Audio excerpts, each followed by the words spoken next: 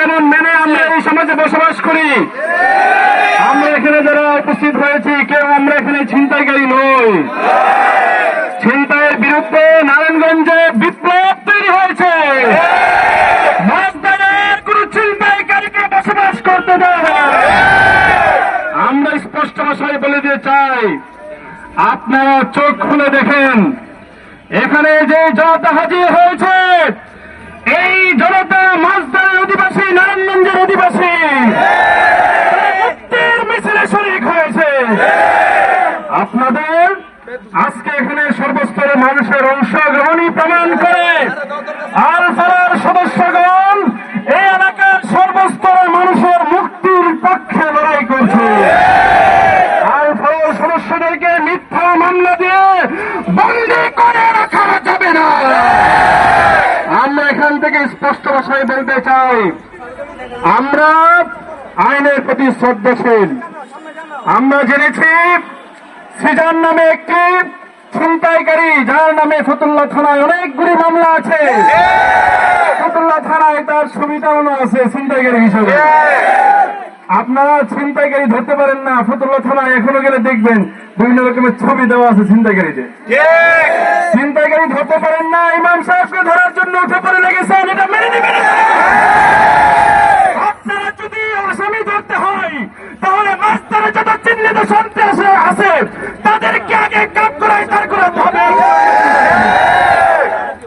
আমরা বলতে চাই, সৃজন নামক এক সন্ত্রাসীকে আল ফালার সদস্যরা দায়িত্বশীলগণ চেয়েছিলেন যে প্রশাসনের হাতে তুলে দিবেন। কারণ আমরা দেখেছি বর্তমান যিনি থানার ওসি আছেন, ওসি সাহেব নিজে এই আল ফালার কাজের সাথে জড়িত আছেন। আপনারা সাক্ষী আছেন না?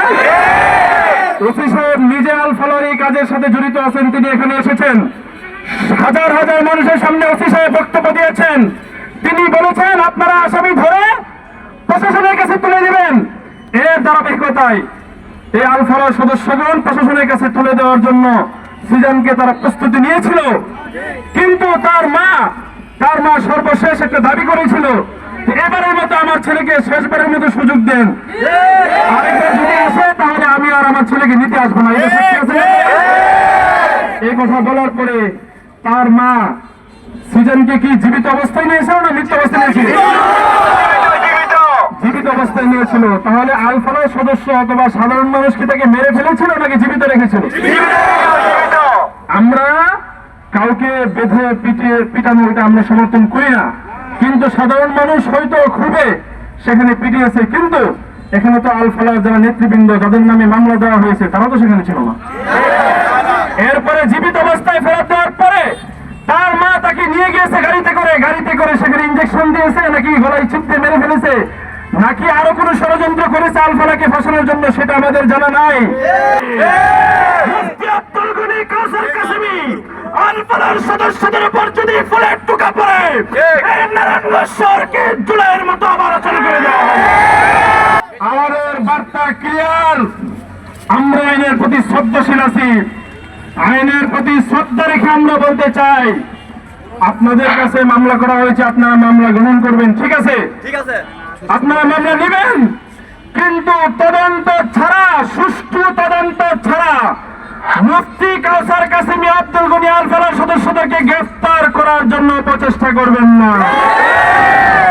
আপনারা যদি দরকার মনে করেন তাহলে এলাকাবাসীকে নিয়ে আপনারা বসেন, আপনাদের কাছে যদি কোনো প্রমাণ থাকে তাহলে আপনারা হাজির করেন। মা জীবিত অবস্থায় নিয়ে গেছে, কে মেরে ফেলেছে, আল ফালার উপর আপনারা চাপিয়ে দিবেন, এইটা কিন্তু এই মাঝদারের মানুষ কিন্তু মেনে নেবে না।